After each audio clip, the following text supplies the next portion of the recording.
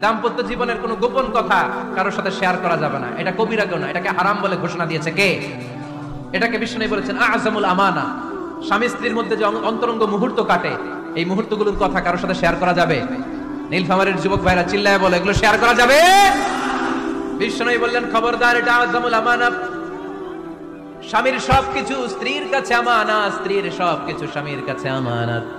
আবার বিষ্ণু বলেছেন, যারা স্বামী স্ত্রীর গোপন দাম্পত্য জীবনের কথা অন্যের কাছে শেয়ার করে দেয়, তারা হলো আশারুন নাস, পৃথিবীর মধ্যে সবচাইতে নিকৃষ্ট মানুষ। এরা নিকৃষ্ট, এদের চাইতে নিকৃষ্ট আর কেউ হতে পারে না। উলাইকা কাল আনআম বাল হুম আদাল। এরা পশুর চাইতেও নিকৃষ্ট, যারা স্বামী স্ত্রীর প্রাইভেট কথা, পার্সোনাল কথা মানুষের কাছে বলে বেড়ায়। আসিবাউ হারাম, এই গোপনীয় সব কথাগুলোকে অন্যের কাছে প্রকাশ করা হারাম করেছে কে? চিল্লায় বলতে হবে কে? 4 নম্বর ফর্মুলা হচ্ছে অহেতুক সন্দেহ পরিহার করতে হবে।